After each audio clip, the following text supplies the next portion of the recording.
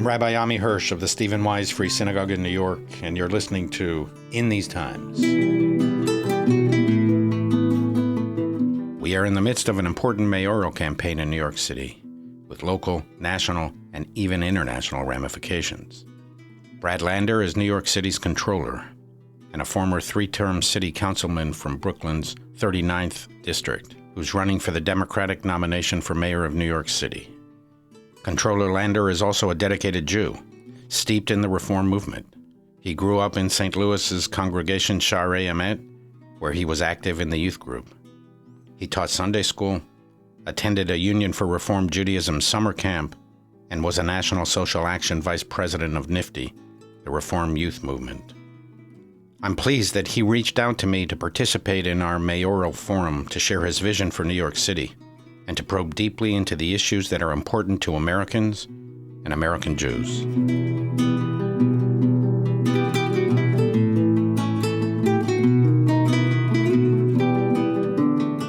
New York City Controller Brad Lander, welcome to In These Times.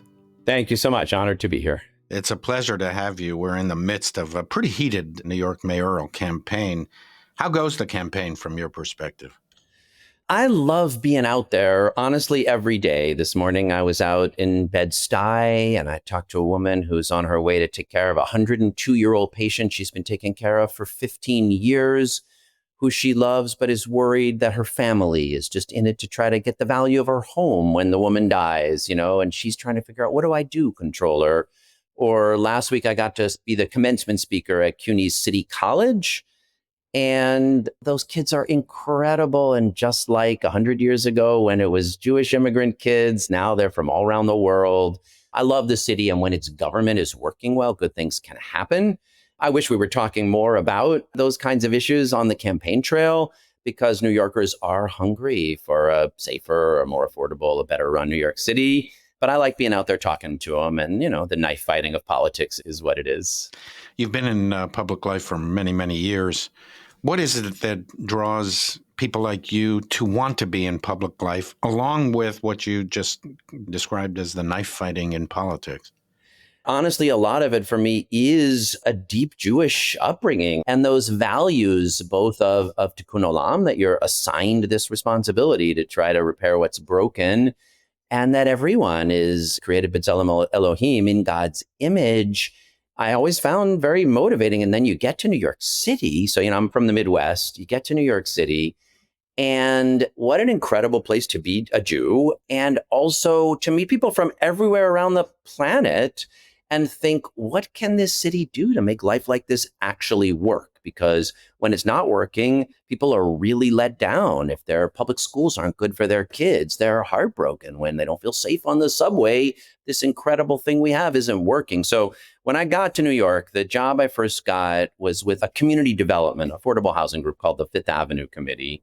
And there mostly were a lot of abandoned buildings that during the fiscal crisis had been abandoned. The city took them over.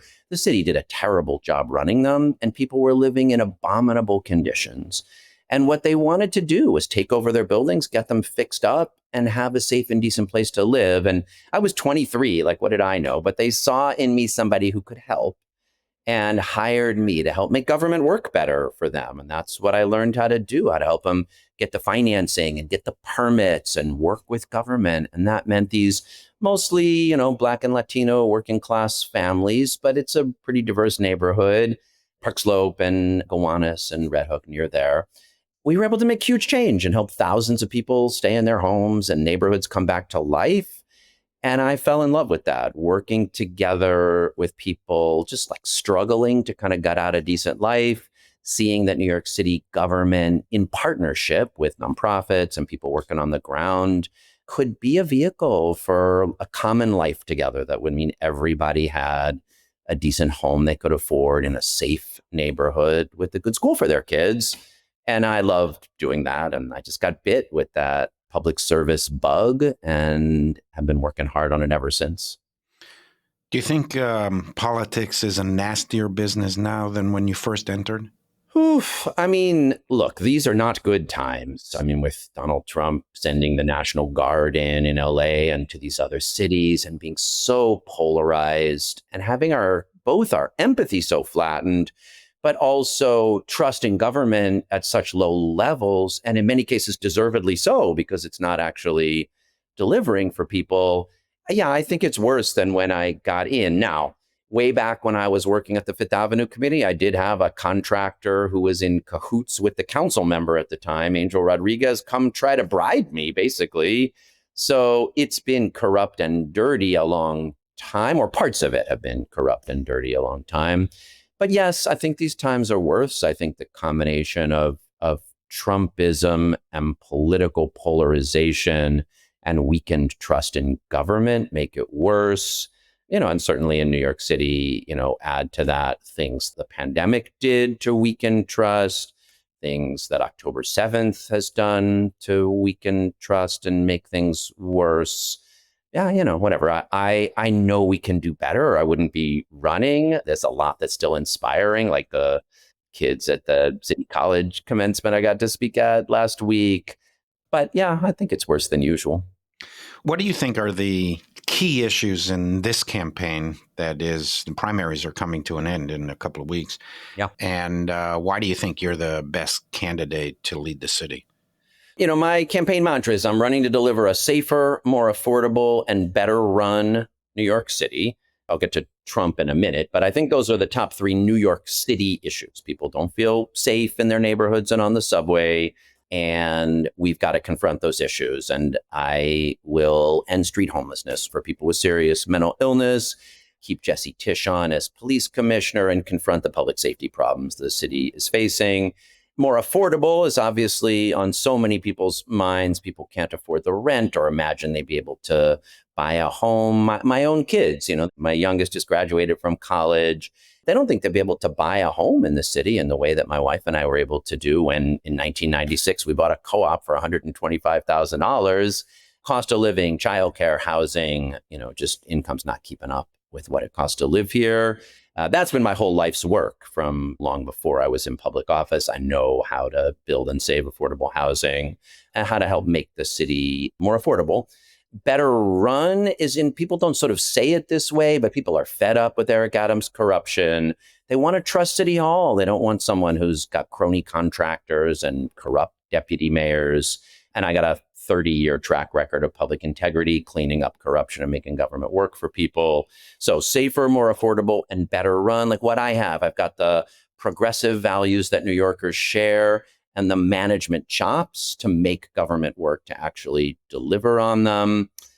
And then I'll just add the Trump layer. I mean, with what's going on right now, New Yorkers need a mayor with the guts to stand up to Donald Trump, with the basic New York democratic values of wanting to invest in our public hospitals and public schools and affordable housing, what government's supposed to help people do, and with the smarts and strategy to manage our budget in a way that can be effective in the times we're facing. We're not going to have unlimited resources in this era. So what do we do about those cuts? How do we protect basic services? And that's what I'm offering, is maybe a combination of ambitious solutions to our problems, that like a progressive New York democratic vision, and a real management experience and chops to actually deliver on my promises.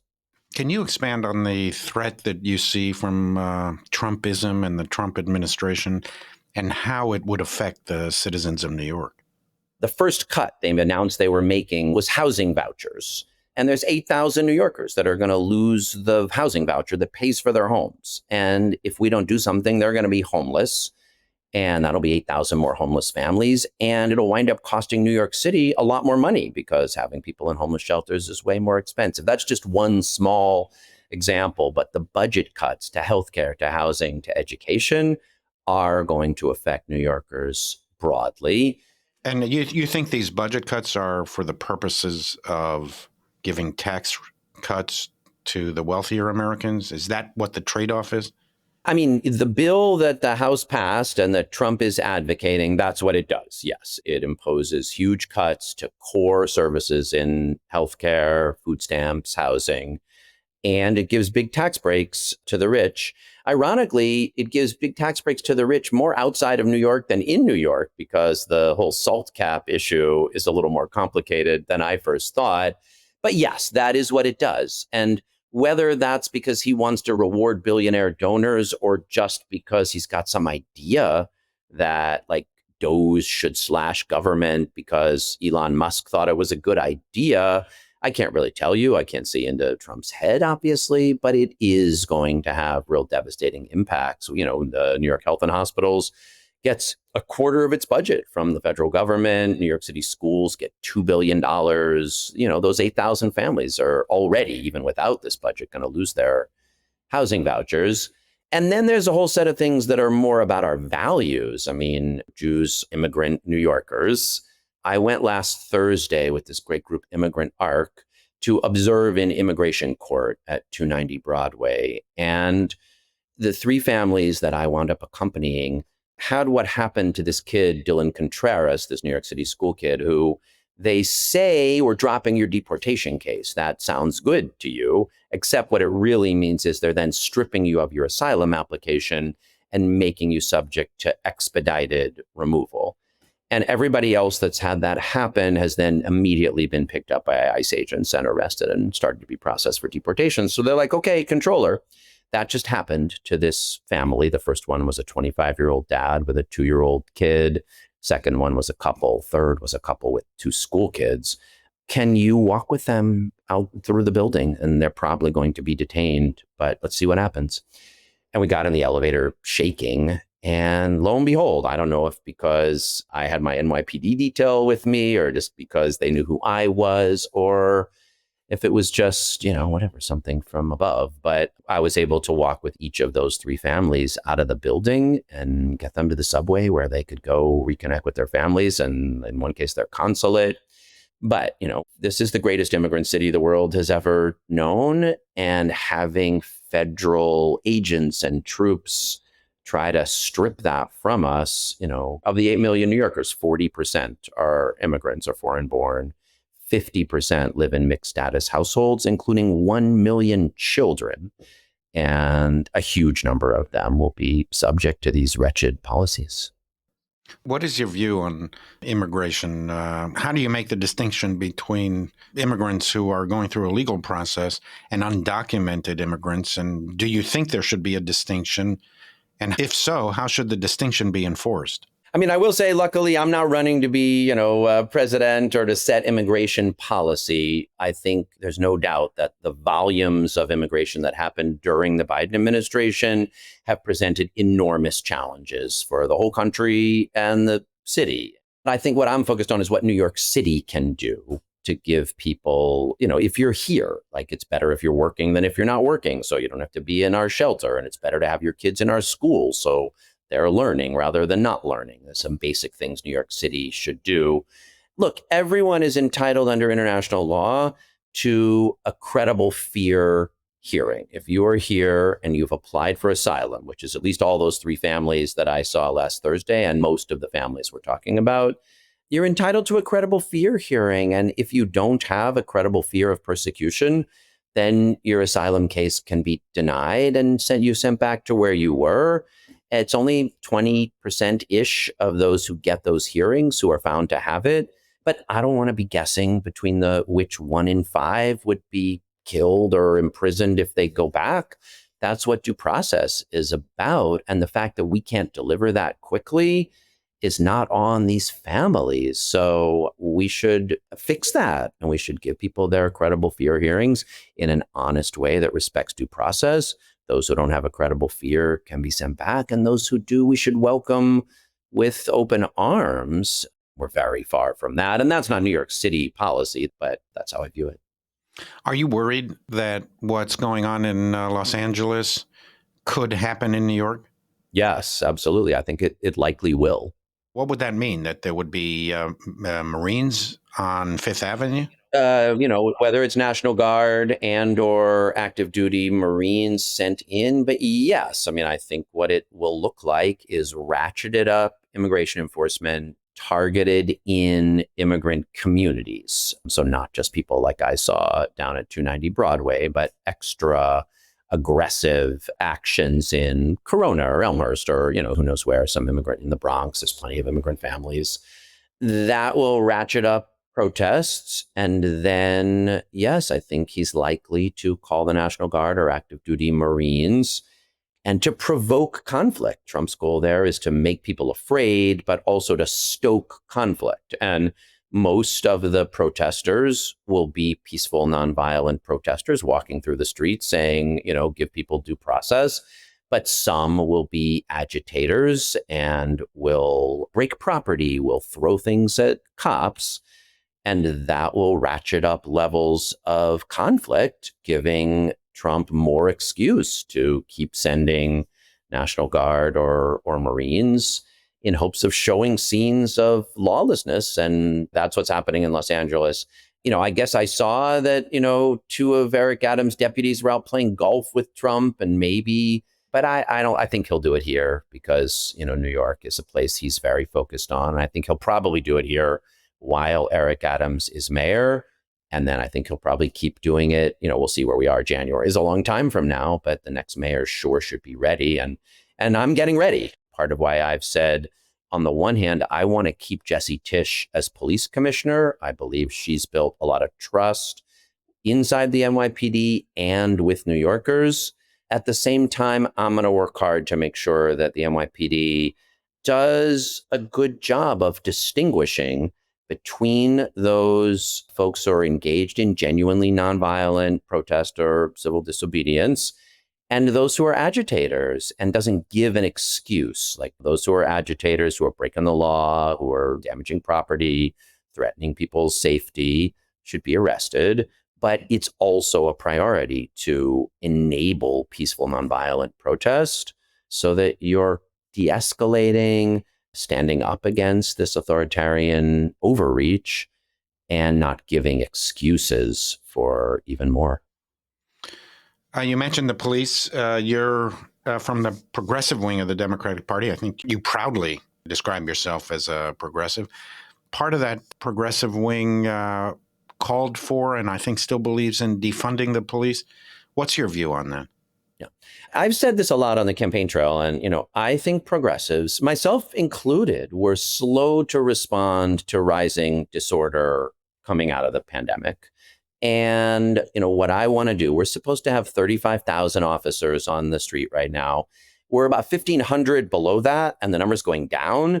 So I think by January, we'll be 2,000-ish officers below our budgeted headcount. And I want to get back to that budgeted headcount of 35,000 officers. I want to keep Commissioner Tisch on. Police are, of course, needed to get illegal guns off the street, respond to violent crime, deal with hate crimes, and keep Jews and others safe in the face of rising anti-Semitic and hate violence.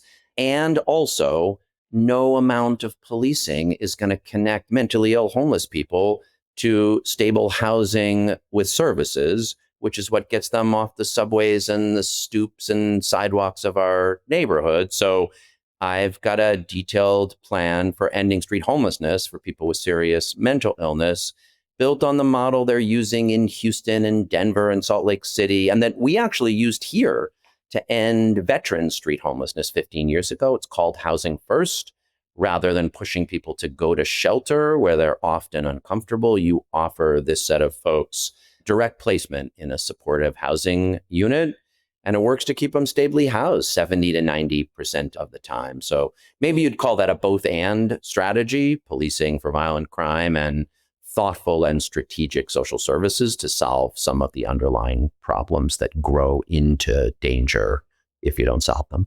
So just to make sure that I understood what you were saying, you don't believe in cutting the funding of the police in order to give it to other sectors of society. You believe in both proper police funding and oversight, as well as taking care of the social problems. Is that inaccurate? That's exactly right. And, getting people off the street into stable housing will save money over time because jail and hospital are so expensive. Supportive housing is actually less expensive. So there's no need to cut some other part of the budget to do that. And yes, it's also, Jessie Tisch is showing the possibility that you can have accountable and fair policing and good policing. Crime has come down every month on her watch. Last month was the first month ever when the NYPD did not dismiss any of the civilian complaint review boards disciplinary recommendations. So yes, exactly what you say. Invest in proper policing, support accountability so that you have both effective and fair policing. And that is not simple, but it is the right goal and it's possible. And then invest in the social safety net and opportunity with attention to outcomes. I mean, this is why safer, more affordable, and better run is my mantra. It's not like endlessly pumping money into pipe dreams. When I say we will end street homelessness for people with serious mental illness, it's pretty precise. I'd like to end all homelessness, but I'm going to make promises I know I can keep and, show my work, have real outcomes, show people how we're getting it done.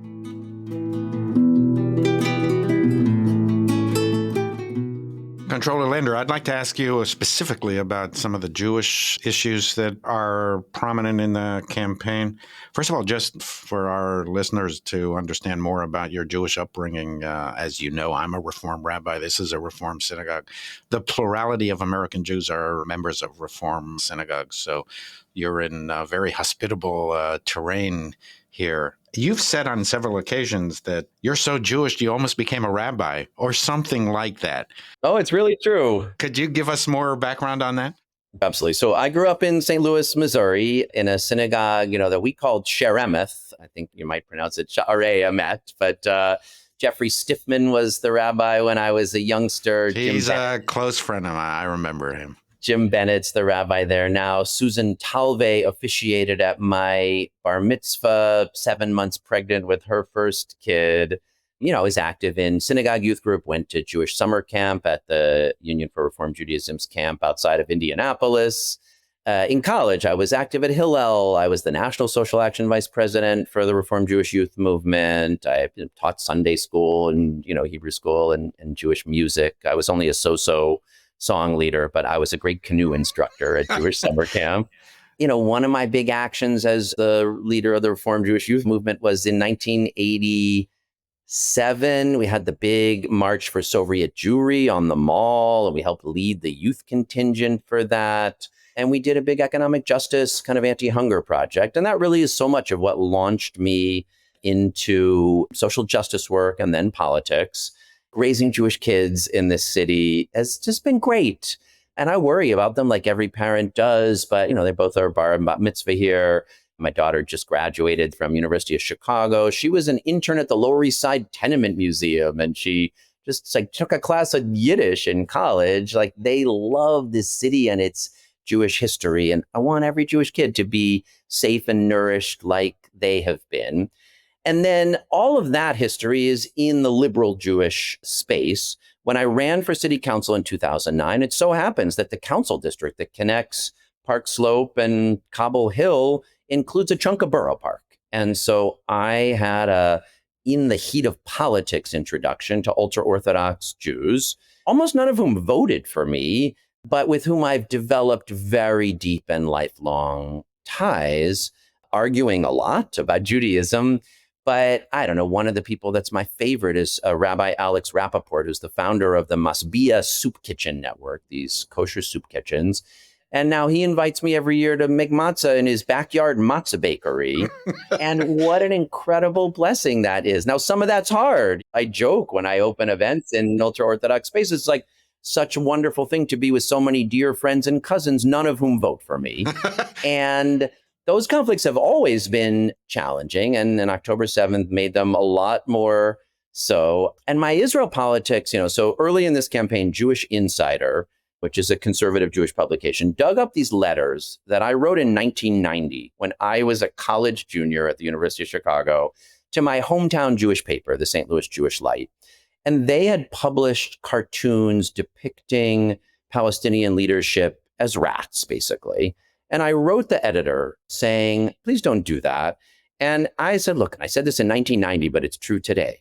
I love the vision of Israel as a Jewish and democratic state, as envisioned in the Declaration of Independence, open to the ingathering of exiles and founded on the vision of our prophets, and with full social and political equality for everyone there. And even then in 1990, I said, I think that will take an end to Israel's occupation of the West Bank and Gaza.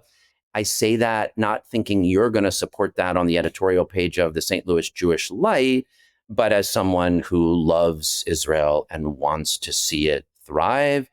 And those have been my politics ever since then. And there are people that agreed and disagreed with them in 1990. That has gotten excruciatingly more difficult since October 7th. But even now, the place I mostly go to express my point of view on these issues is called Israelis for Peace.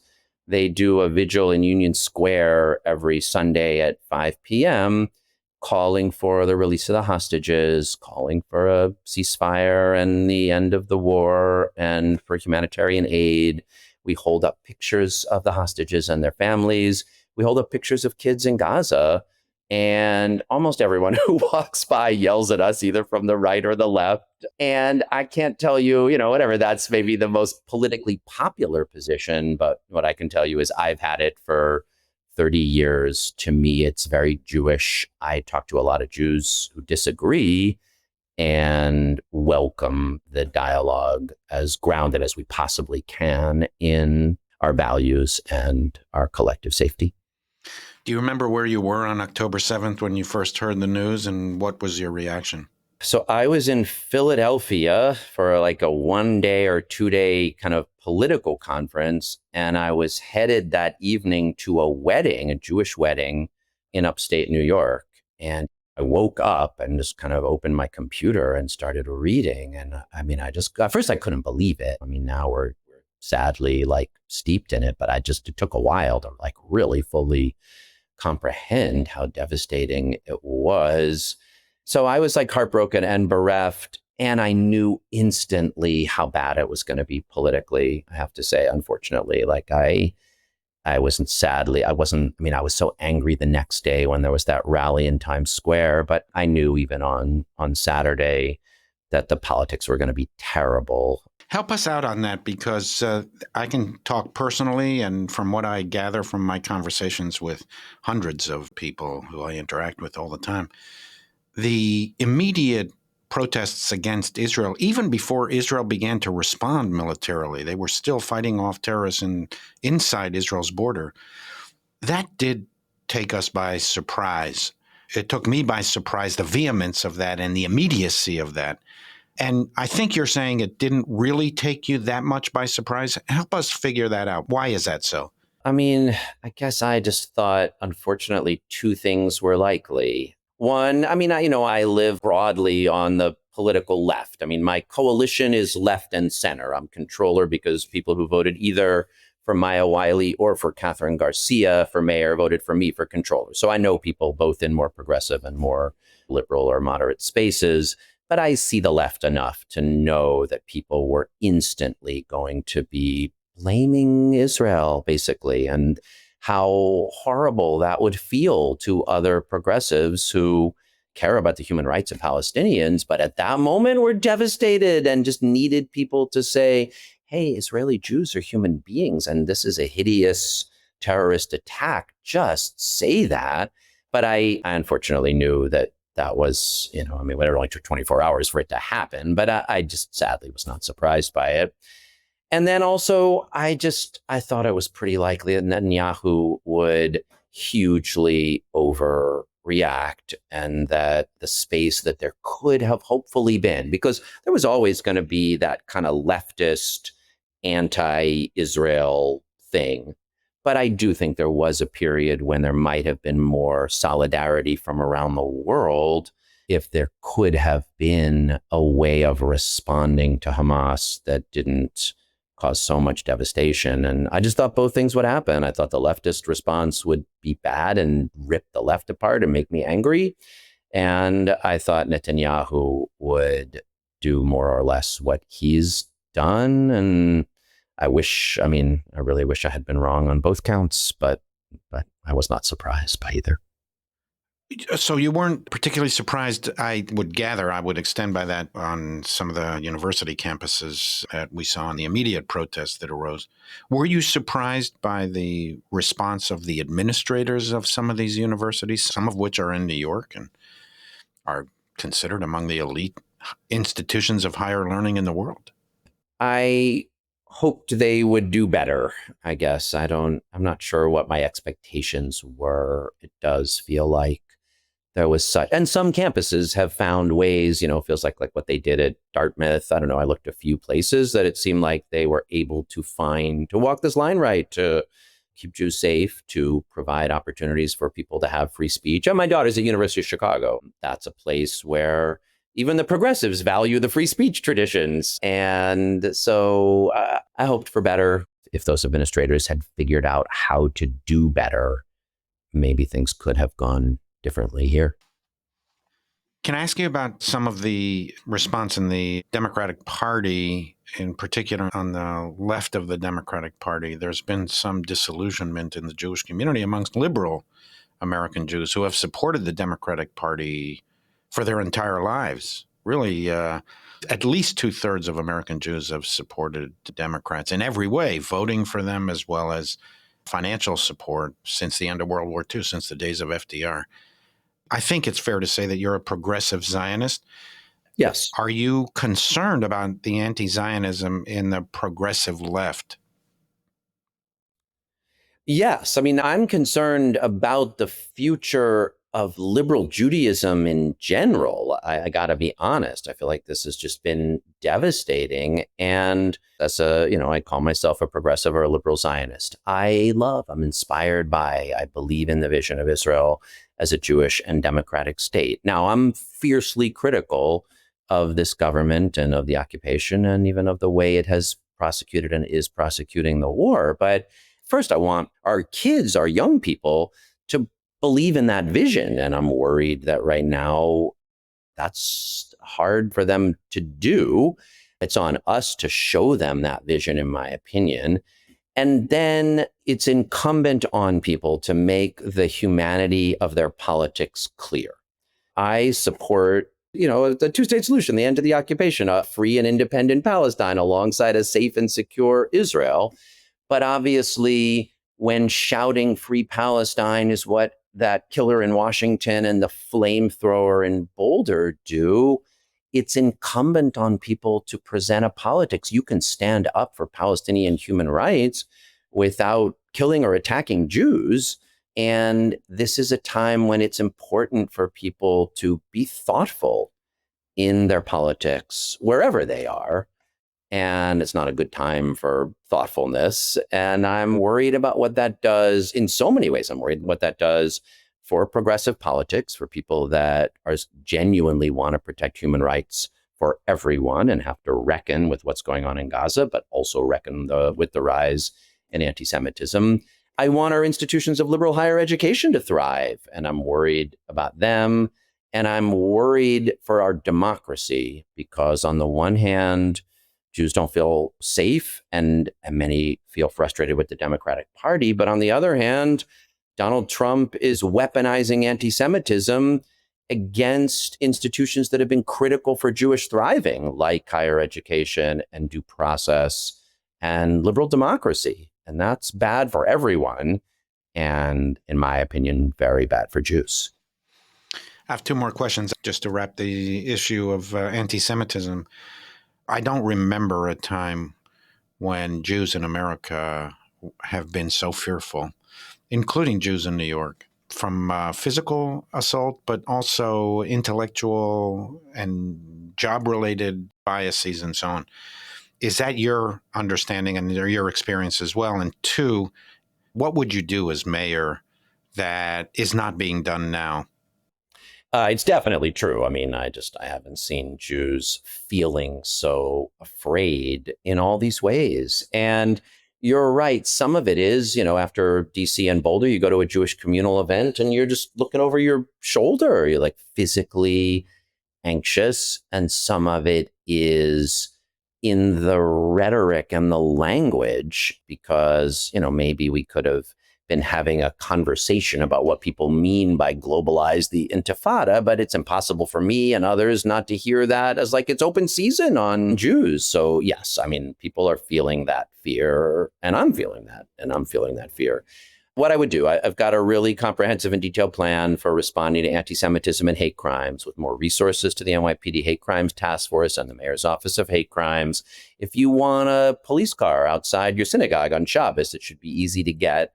Richard Aborn at the Citizens Crime Commission has some really good online tools for trying to get at extremism as it escalates. It's kind of amazing what they can do now using kind of AI and find people who are being radicalized and try to target. In some cases, it's a mental health issue. So I think there's some things we can do there. And then there is a lot more to do in our schools and through education and with mayoral leadership. And I would do it different than Eric Adams has done it. He's got a I'm on your side. And I would have more of we are going to need to bring people together and be able to have some dialogue. So I'm going to be more like trying to explain to people, when you say globalize the Intifada, I don't know, maybe in your mind you mean defend the human rights of Palestinians, but let me tell you why what Jews hear is open season on Jews. And let's try to have some dialogue that at least identifies who wants to be on the side of humanity and keeping people safe, and try to expand that. I mean, there are going to be hate mongers and people trying to promote conflict.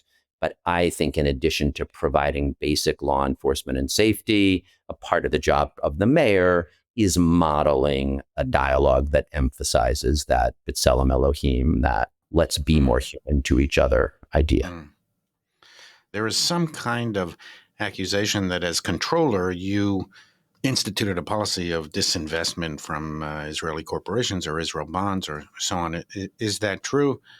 And if so, why did you do that? If it's not true, here's an opportunity to respond. It's not true. Investments in Israel have grown under my watch from about $275 to $325 million, grown by 15%. That's most certainly not divestment. That's more investment. And they're in great Israeli companies. We don't, as a matter of course, invest in foreign sovereign debt. We don't invest in Canada bonds or French bonds.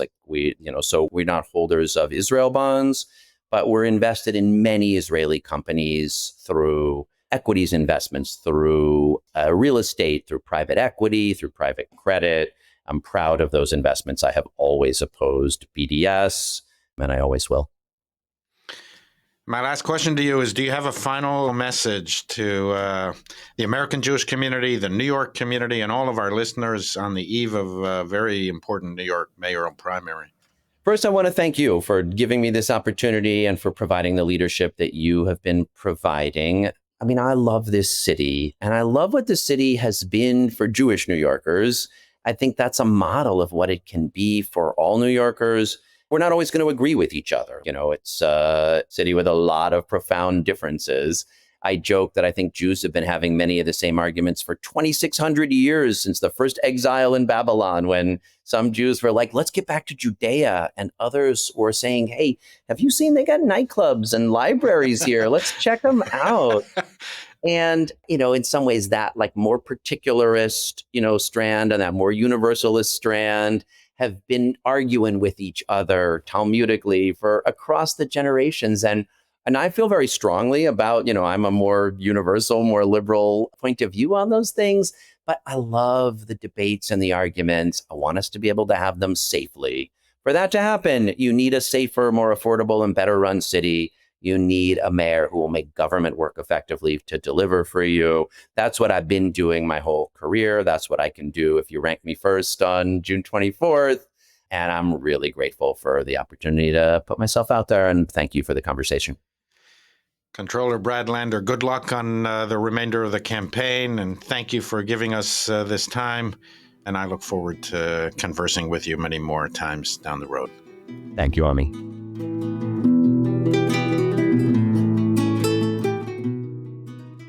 I think that Brad Lander really could have been a good rabbi. I hope he considers that a compliment. At least it is intended as such. Controller Lander is smart, eloquent, personable, and from childhood has had a strong Jewish identity rooted in Judaism's concern for society at large. We spend considerable time in our conversation speaking about the plight of immigrants. On the one hand, it is imperative for any nation to control its borders. A country that has lost control of who enters its territory is a country that has relinquished much of its sovereignty. The failure of the previous administration to secure America's borders contributed significantly to Donald Trump's victory. Furthermore, it is right and proper for America to vet whom it allows to enter and under what conditions. There is a limit to what any one country can do to relieve human suffering. Honesty requires us to acknowledge that uncontrolled immigration has the potential to destabilize society. Some really bad people ride the wave of mass immigration. We have seen that in parts of Europe and the United States. We should prevent people with anti-American, anti-Western, or anti-Semitic views from entering our country. At the same time, mindful of the fear, even terror, that some immigrants are experiencing now in the United States and New York City, it is important for me to emphasize Judaism's approach to the foreigner, the weak, and the dispossessed. You shall not wrong a stranger or oppress him, for you were strangers in the land of Egypt, the Torah states. You know the soul of a foreigner, for you were foreigners in the land of Egypt. To bear witness to the struggle, pain, vulnerability, and universality of the human condition, and to work to relieve this suffering is also a Jewish value.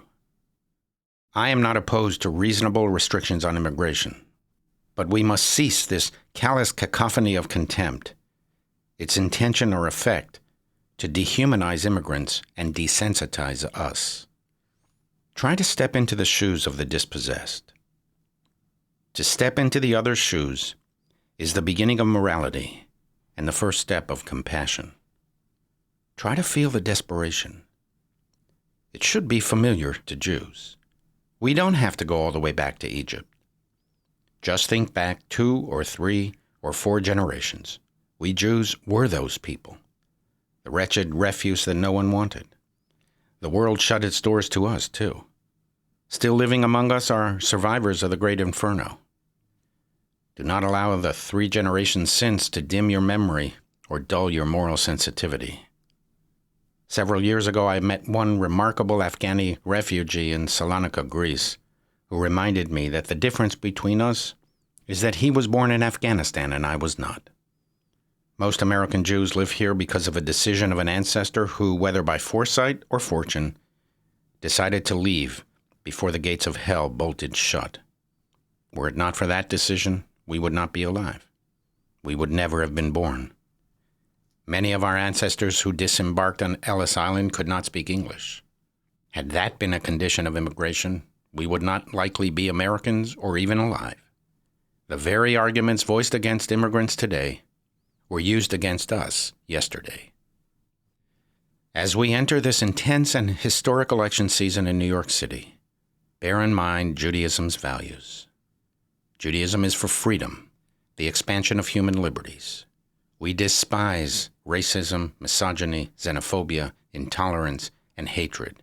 We are for justice and righteousness. We are for peace. We are for tolerance, acceptance, and love. And we are for mercy. The entire body of prophetic values may be reduced to the one insistence that the weak and the dispossessed be treated with respect and dignity.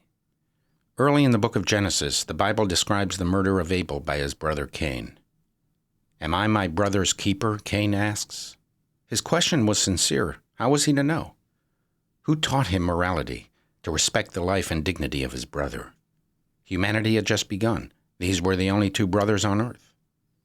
The entire rest of the Bible, and everything, literally, every word of the bottomless sea of post-biblical Jewish tradition, is dedicated to answering Cain's question. Yes, you are your brother's keeper. All of Judaism is devoted to helping the human creature climb out of the primordial moral swamp into which we were born, and to pacify the destructive impulses of our nature, to tame the beast. Until next time, this is In These Times.